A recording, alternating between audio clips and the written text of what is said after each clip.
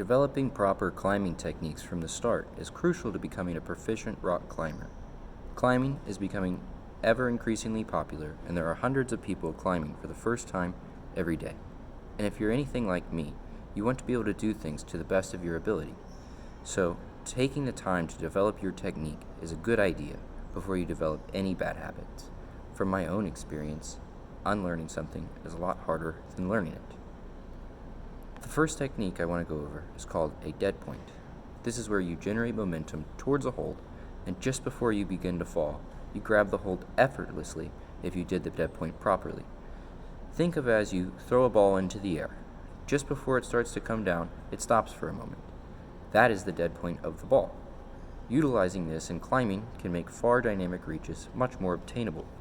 Also, it puts a lot less stress on your fingers and muscles, preserving your energy and keeping you injury-free so you can keep climbing. A lot of climbing is trying to know the physics of our body and use it to our advantage.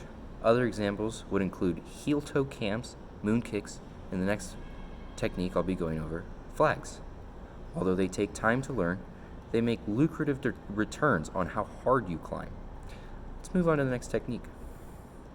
As I said, the next technique I'll be going over is the flag.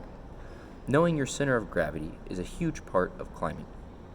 Being able to stay close to the wall when necessary is crucial to preserving energy and not falling, and a flag will help with this.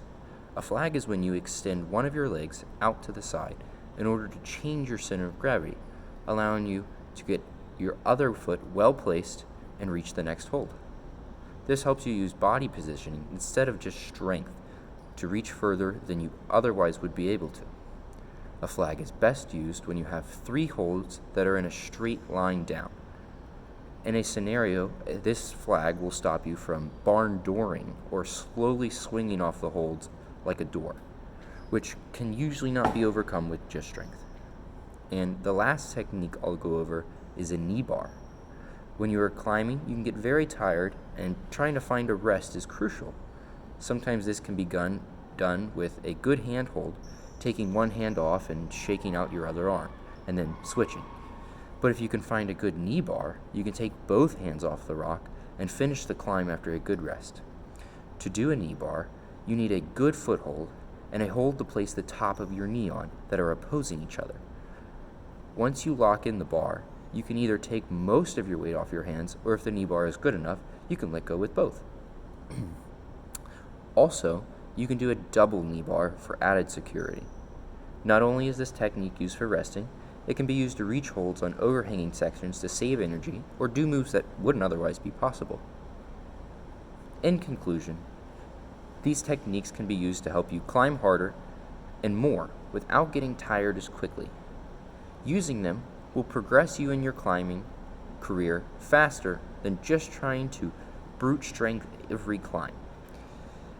Even beyond the scope of what I talked about today, there's hundreds of subtle things you could learn in order to become a better rock climber. And rock climbing does not have to be serious for most, just something fun to get away and do.